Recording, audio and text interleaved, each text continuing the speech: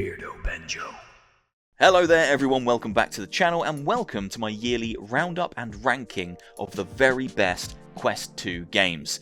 Now this year I've gone for a top 30 format. So there's 30 of the very best games for the Quest 2 in this video right now, according to me.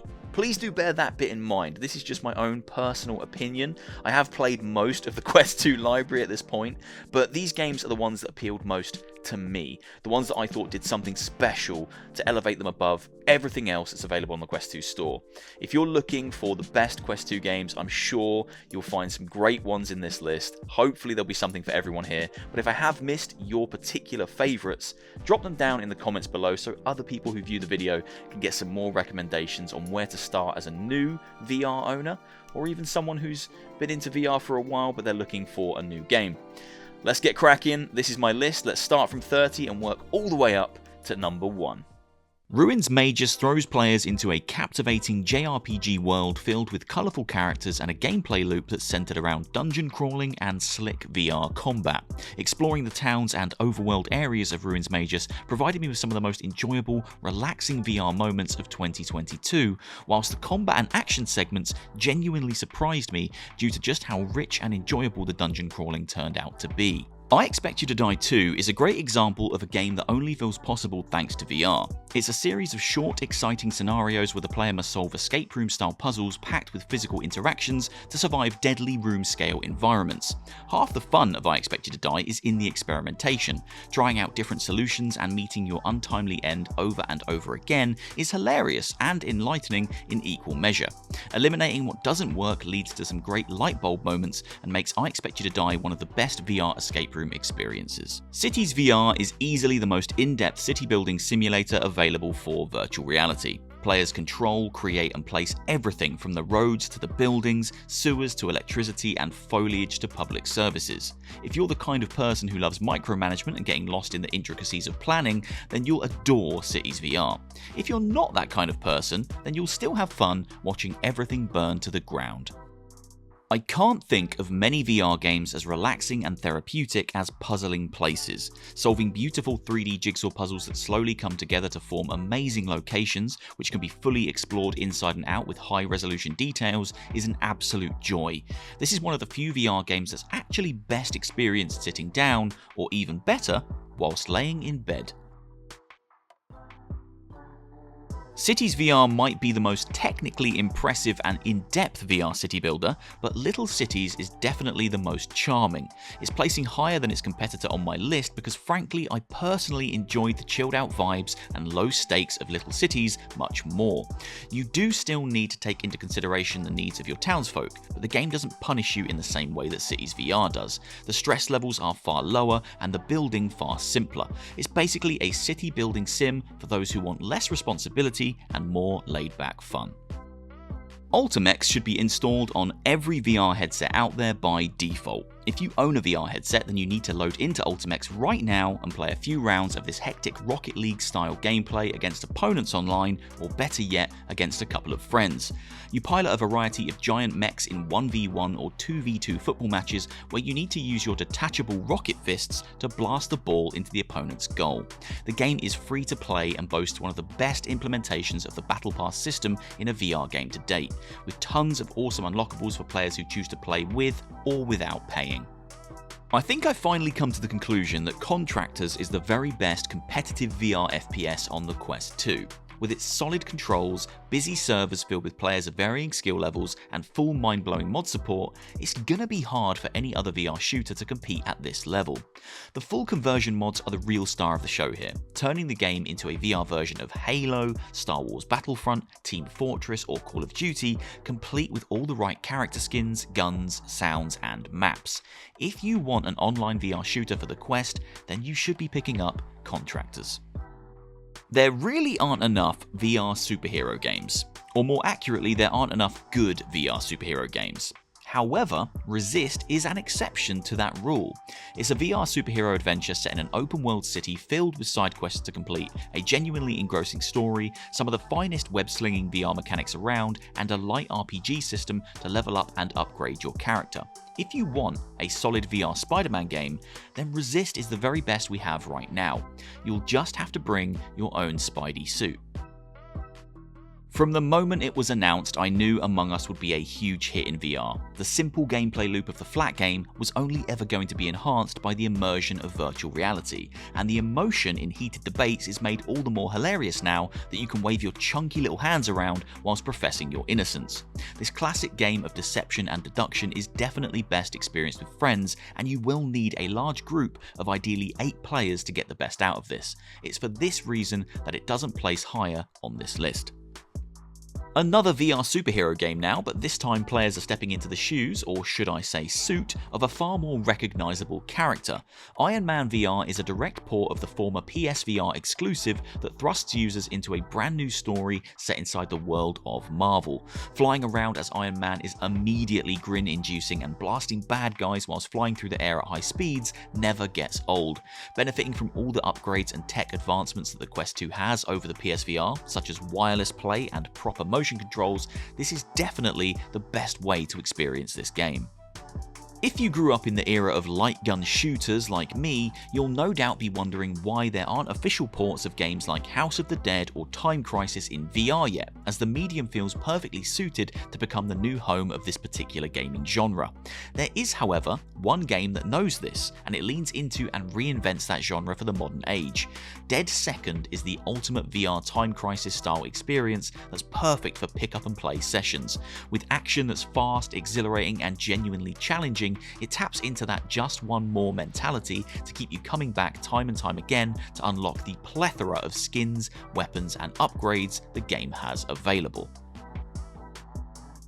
The Quest 2 might not have a proper flight simulator yet, but it does have a handful of excellent dogfight combat flight experiences that I would highly recommend. One of the very best is Warplanes Battles over Pacific, the follow-up to Warplanes World War I Fighters that drops players into a World War II setting whilst refining the visuals and gameplay mechanics over the original game.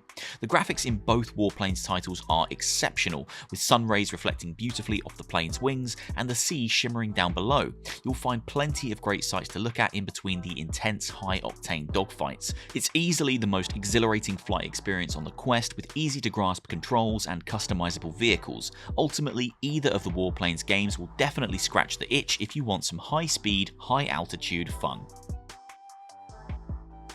Blade and Sorcery might not have a proper single-player story mode yet, but that hasn't stopped me from sinking countless hours into messing around with mods, exploring user-generated maps, trying on awesome character skins, and just generally chopping, slicing, and brutalizing enemies by the bucketful.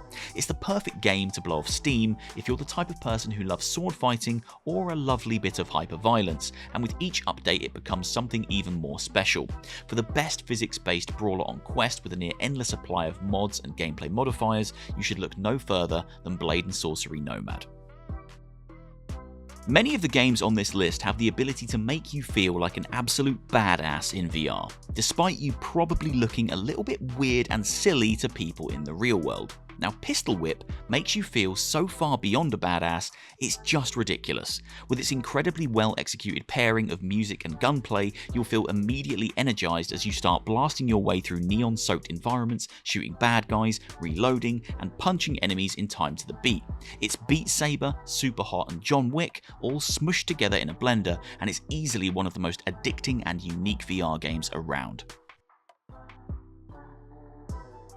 I truly didn't believe that Green Hell VR on the Quest would work.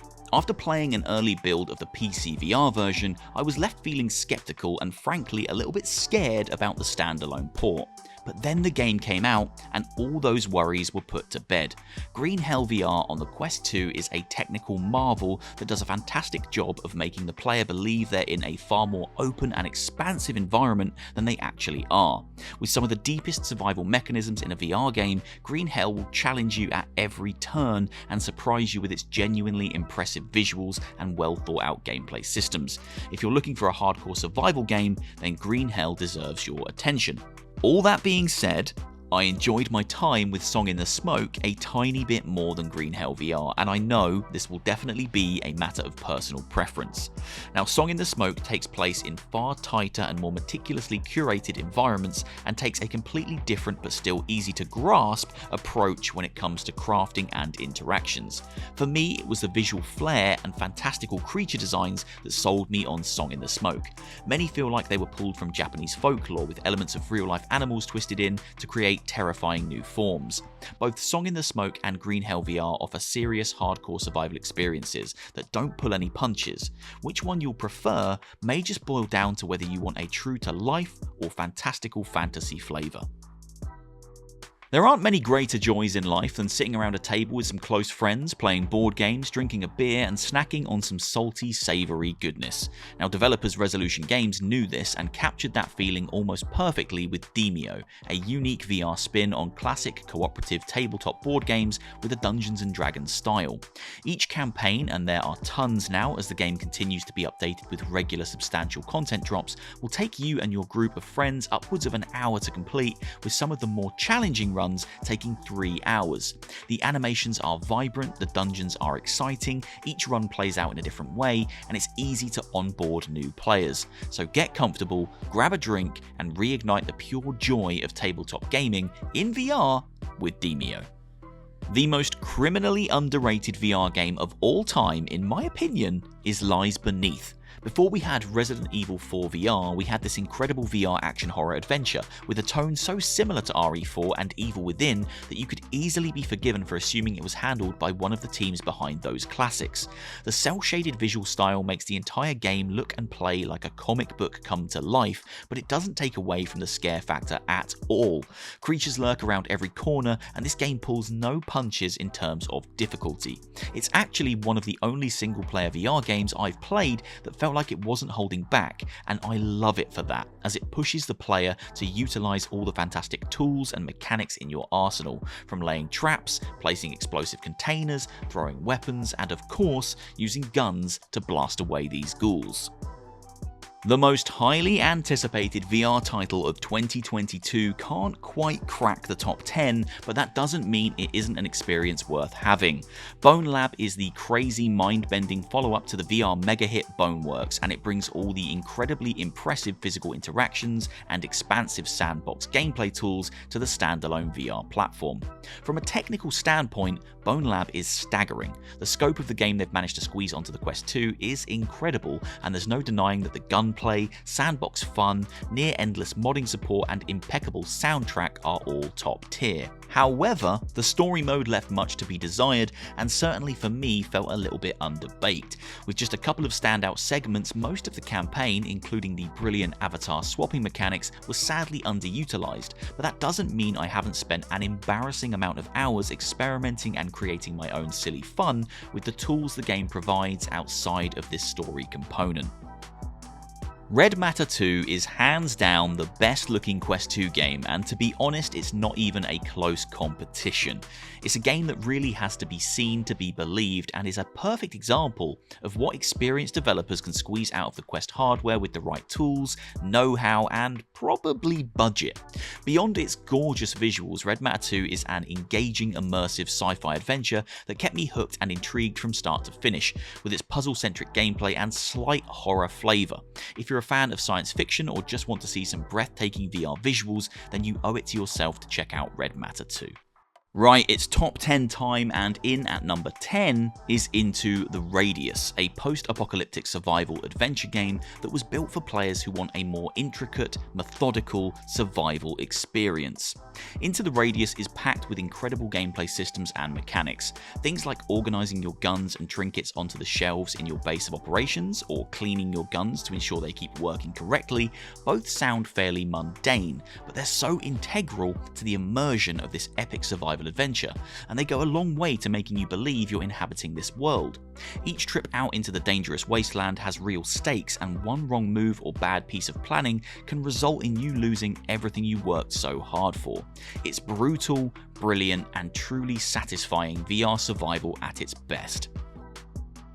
Archery and VR is one of the best pairings ever. Something about pulling back the bowstring and letting loose an arrow in virtual reality is so damn rewarding, and InDepth Unchained is the very best game if you want to experience this feeling at its most refined and enjoyable.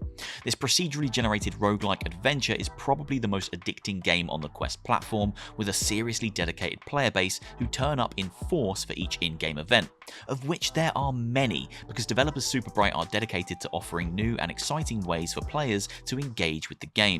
It's incredibly easy to pick up and play, whilst retaining so much hidden depth that will take countless hours to master and learn. InDepth Unchained is one of the few Quest 2 games that's great for onboarding newcomers, whilst also appealing to those looking for a hardcore challenge. I can't pick which game to definitively place here, so I'm cheating and telling you that both Moss and Moss Book 2 are my picks for the 8th place. Technically speaking, Moss Book 2 is more refined than the first game, with some new abilities and mechanics that elevate it over the original. However, the first Moss is still a stunning and emotional VR platformer that really needs to be played first before you embark upon the quest that its sequel lays out for you. Basically, what I'm saying is Moss 1 and 2 are both very good. Some of the best that not only the Quest 2 has to offer, but the entire VR medium in general. I dare you to not become attached to the utterly adorable Quill. I still remember when the first Guitar Hero game launched. I played it so much on launch day and felt like a plastic instrument-wielding god by the time I rolled into bed. Flash forward a few years and those plastic instruments are a thing of the past, replaced instead by Smash Drums, a virtual reality drumming experience that captures the arcade joy of chasing the high scores in games like Rock Band, Guitar Hero, and even Beat Saber. Drumming along to the ever-growing library of available songs to unlock new drum kit designs and to destroy your friends' high scores is exhilarating and addicting in equal measure. I often find myself saying just one more song, and then finally putting the controllers down 10 to 15 songs later. My love for roguelike games is well documented, as is my love of sci-fi horror games like Dead Space or films like Event Horizon.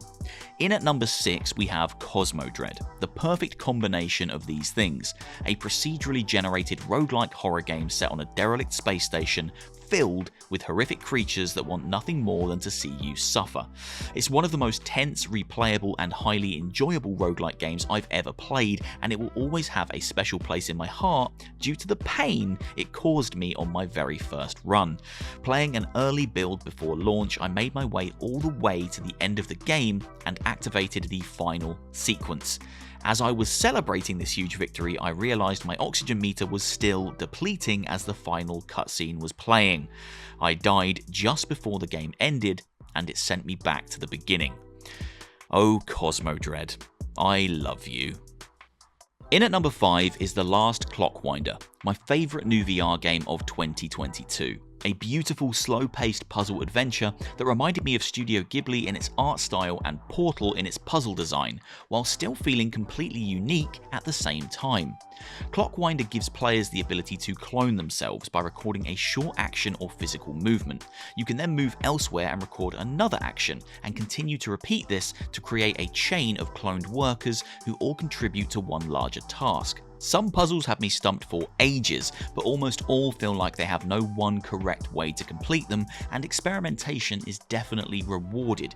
If you want a serene, slow burn, story-driven puzzle experience, then The Last Clockwinder is the finest example of that on the Quest 2. One of the best games on the Quest 2 isn't officially on the Quest 2. Doom 3 is made available via side quests thanks to the incredible Dr. Beef team of modders, and it's absolutely freaking amazing. Dr. Beef have worked on multiple flat-to-VR ports for the Quest platform, including Half-Life, Wolfenstein, the original Doom games, and Star Wars Jedi Outcast, but it's Doom 3 that feels like the very best work they have achieved to date. With its lengthy campaign, full B-haptics integration, slick control options, and some genuinely spooky moments, Doom 3 is worth picking up flat on PC just so you can try out this amazing mod. In at number 3 is two games mashed into one. Hear me out. The Walking Dead Saints and Sinners is one of the finest VR games available to date. It's a perfect blend of well thought out gameplay mechanics, tense survival horror, and a solid story. The Walking Dead Saints and Sinners Chapter 2 is a direct continuation of that story with essentially all the same mechanics, locations, systems, and ideas that made the first venture so successful. I'd argue that Chapter 2 has better story beats and ends up being a more engaging game due to that fact. However, Chapter 2 doesn't feel like a true sequel. It feels like an add-on for the first game, the DLC continuation of the original product rather than a complete departure and a uniquely new experience. It's because of this fact that I've smushed both Saints and Sinners games into the number 3 slot. I'd urge survival horror fans to play both of these fantastic games, but do bear in mind Chapter 2 is still in need of some post-launch TLC to iron out some pesky and mostly hilarious glitches. In 2022, I introduced more of my close friends to VR than any year previous, and due to this fact, I've spent a little more time playing multiplayer games and have realised that Walkabout Mini Golf is one of the finest games on the platform and is actually worthy of a much higher placement than I gave it in previous years. The joy of jumping seamlessly into a round of VR Mini Golf with a few friends is honestly a system-selling experience. The crisp voice chat, the simplistic customization of characters, the huge content offering of courses, unlockable balls, and paid DLC. It's the complete package for anyone who wants to connect with friends near or far, and it's an essential purchase for all VR fans. I can't wait to see what other courses are added to the game over the next few years, as Walkabout has managed to achieve some of the best IP crossovers I've seen in VR to date, with courses from Labyrinth, 20,000 Leagues Under the Sea, and Myst all making an appearance in 2022. It's still my number 1 Quest 2 game. Nothing that released in 2022 was quite good enough to dethrone Resident Evil 4 from the top spot, and for good reason.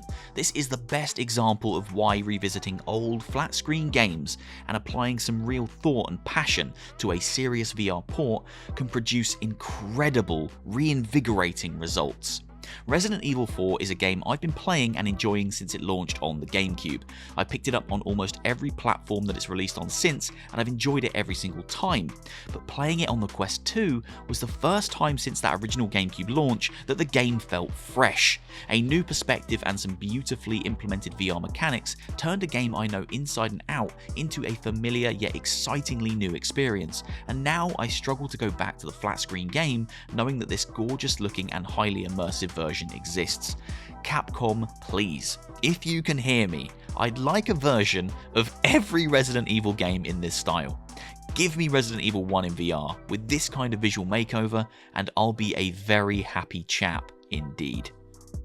And that brings me to the end of my very best Quest 2 games list, updated for the end of 2022. Let me know down in the comments below if I missed off some games that you think deserve to be here. The more games we put in the comments, the more people who watch this video can find some true VR gems. If you enjoyed, please do leave a like, leave a comment, and hit subscribe, and I'll see you soon for another one. Take care, guys. See you later.